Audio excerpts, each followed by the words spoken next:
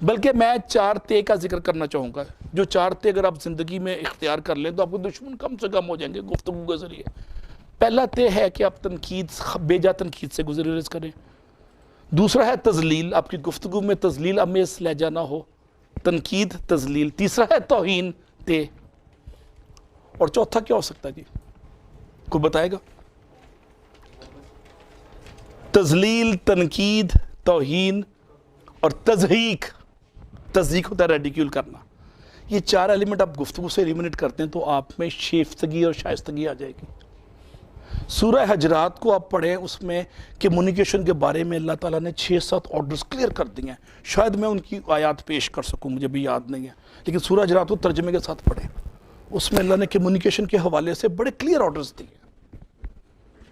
Effectiveness of communication آپ کیسے بڑھائیں گے؟ افادیت، مقصدیت، جامعیت آپ اپنی گفتگو میں کیسے لے کے آتے ہیں؟ اگلا سوال یہ آتا ہے، بات میں وزن پیدا کرنے کے لیے آواز کا اونچا ہونا ضروری نہیں، بلکہ بات کا سچا ہونا ضروری ہے. کمزور اور جھوٹے لوگ چیختے ہیں، جبکہ سچے لوگوں کا لہجہ باد صبا کی مانند دھیما اور پرسکون رہتا ہے. اور حضرت علی کا قول کیا جناب، جو شخص جلدی کے ساتھ ہر چیز کا جواب دیتا ہے وہ ٹھیک جواب نہیں دیتا. تو اس میں سوچ کا عمل جواب دینے سے پہلے تفکر. So raise your words, not your voice. It is rain that grows flower, not thunder. جب بادل گرجتے ہیں تو پھول مرجھا جاتے ہیں گرج کی اس کی انٹینسٹی سے، لیکن بادل کے گرجنے سے نہیں. کس سے ہو جناب پھول کھلتا ہے؟ آپ کے پاس بارش سے. تو آپ کی گفتگو باد صبا کی طرح نرم ہو. The volume of your voice does not increase the validity of your argument. تو 2 چیزیں انسان کے کام آئیں گی. غصے کی حالت میں کوئی فیصلہ مت کرو اور خوشی کی حالت میں کوئی وعدہ مت کرو. یہ جناب لائف سکلز ہیں، یہ ٹپس ہیں زندگی کے جو کمیونیکیشن کے کور میں دینے کی جسارت کر رہا ہوں، کوشش کر رہا ہوں، بلکہ سعادت کر رہا ہوں. لائف کے ٹپس میں دے رہا ہوں آپ کو، ترقی کے tips. Important tips for communication. اب حدیث نبوی ہے کہ آدمی جھوٹا ہونے کے لیے یہی بات کافی ہے کہ ہر سنی سنائی بات کو بیان کرتے ہیں. انسان کی زبان شیر کی طرح ہے، اگر تم اس کو قابو میں نہ رکھو تو دوسروں کو زخمی کر دے گی. مذاق ضرور کیجئے، مگر دھیان رکھیں کہ مذاق کرنے میں، مذاق اڑانے میں فرق آپ کو معلوم ہو. تو مذاق پگڑی اچھالنے کا نام نہیں ہے، تذلیل اور تضحیک کا نام نہیں ہے، یاد رکھیے گا. جب آپ یہ شروع کر دیں گے تو آپ کے دشمن بڑھتے جائیں گے، آپ کی پرسنالٹی میں ہوچھاپن آ جائے گا اور آپ میں ایک نیگیٹیوٹی کا ایلیمنٹ آپ کے ساتھ منسوب ہو جائے گا. لوگ آپ کی کمپنی سے گھبرائیں گے. جہاں چلے جائیں گے لوگ اٹھ کے جانے لگ جائیں گے، یہ بےزتی کرے گا، تضحیک کرے گا، تذلیل کرے گا اور بھپتیاں کسے گا. تو آپ کی پرسنالٹی میں خوشنما تصور لانے کی جو میں کوشش کر رہا ہوں، اس میں یہ ٹپس دے رہا ہوں کہ آپ کی گفتگو جامعیت میں اور مقصدیت سے اور کائنڈنس سے اور پازیٹیوٹی سے بھری ہو. وہ زمانے ختم ہو گئے ہیں جب آپ کے پاس ڈگری کا اسی کی توہین، جب اختیار کا مطلب ہے پگڑی اچھالنا، وہ زمانے ختم ہو گئے ہیں. Those days are gone. Be careful with your words. Once they are said, they can only be forgiven, not forgotten. لوگ معاف کر سکتے ہیں، بھول نہیں سکتے الفاظوں کو. اور اشفاق احمد کیا کہتے ہیں لفظوں پہ؟ لفظوں کے دانت نہیں ہوتے مگر یہ کاٹ لیتے ہیں، اگر یہ کاٹ لیں تو ان کے زخم کبھی نہیں بھرتے. لفظ انسان کے غلام ہوتے ہیں مگر صرف بولنے سے پہلے تک، بولنے کے بعد انسان اپنے الفاظ کا غلام بن جاتا ہے. تو we should be very careful before uttering our words. We should be very careful. Words are energy. Use wisely.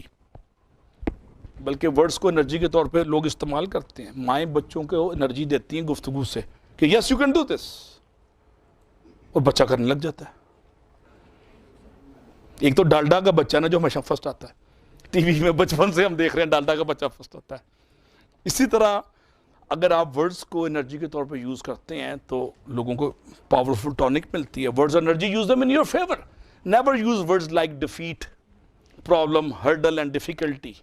Always use words like success, victory, hope and light and opportunity. تو آج کے بعد ڈیفیکلٹی ورڈ نہ کہیں اپنی زندگی میں، کیا کہیں؟ اپرچونٹی. ہر ڈیفیکلٹی کے پیچھے اپرچونٹی ہوتی ہے، یاد رکھیں. جب آپ ڈیفیکلٹ کل ان کو اٹھاتے ہیں نا، جو 50 سال پہلے دادا جان نے بیسمنٹ میں بچایا تھا، تو نیچے سے ایک ڈبہ نکلتا ہے ڈائمنڈ کی انگوٹھی کا، ساتھ ہی چٹ ہوتی ہے کہ میری تیسری نسل میں جو اٹھائے گا اس ڈبے کو، اس قالین کو، اس ڈیفیکلٹ قالین کو، ساتھ بچھو اور وہ بھی نکلتے ہیں، سانپ بھی اس قالین کے نیچے.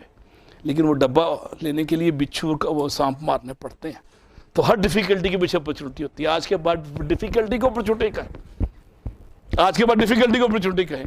جب میں نے UT سے ایک دن کے نوٹس پہ فارغ ہوا, میں پروفیسر تھا 21ویں گریڈ میں, اور بڑی ہائی ٹیک پے مل رہی تھی M1 اسٹائل کی. تو لوگوں نے کہا یار بڑی ڈیفیکلٹ زندگی, اب آپ کے پاس کیا ہوگا؟ میں کہا یہ اپرچونٹی ہے, میں تو دریاؤں سمندر میں اتر جاؤں گا. 2 ہفتے بعد, میں 3 ہفتے بعد امریکہ کی میں جاب کی آفر, میں امریکہ نکل گیا. امریکہ کے بعد مجھے پھر ورلڈ بینک میں دوست بیٹھے ہوتے جہاں 20 پہلے, آ جاؤ ادھر آ جاؤ یار, منجی خالی ہے ادھر آ جا. میرے لاہور کے دوست تھے جو ورلڈ بینک میں. تو ہر ڈیفیکلٹی اپرچونٹی کا دوسرا نام ہے. تو آج کے بعد اپنے لفظوں کی شناخت میں وہ استعمال نہ کریں ورڈ جس میں مایوسی آتی ہے زندگی میں, جس میں ہوپ لیسنس آتی ہے. وہ ورڈ استعمال کریں جس میں انرجی ہے, اور انرجی ہے صرف امید, اور امید اعتماد دیتی ہے. اعتماد کا مطلب ہے سکسیس. تو آپ سکسیس لینا چاہتے ہیں نا, تو پھر پر امید گفتگو کیا کریں, پر امید گفتگو کیا کریں. اقبال ایک شعر میں کہتا ہے کہ نا امیدی زوال علم و عرفان ہے, نا امیدی زوال علم و عرفان ہے. عرفان میں تو ترقی اور علم کیا زوال شروع ہوتا ہے نا امیدی سے. تو اپنی گفتگو میں وہ ورڈز یوز ہی نہ کریں جس میں نا امیدی ہے, جس میں آپ کہیں جی ڈیفیٹ. ڈیفیٹ کو کہیں first stage of success. Defeat کیا چیز ہے؟ First stage of success. You are not failure as long as you are trying. You are not failure as long as trying. ہاں, آپ اس وقت ہار جاتے ہیں جب آپ کی سوچ ہار مان جاتی ہے.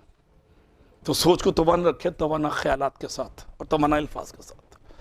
Words have power. Today, let our intention be, I will use my words for comfort, hope and healing. آپ کے الفاظ صرف ہیل کرنے کے لیے, زخم منتمل کرنے کے لیے استعمال ہوں. آپ کے الفاظ زخم لگانے کے لیے استعمال نہ ہوں.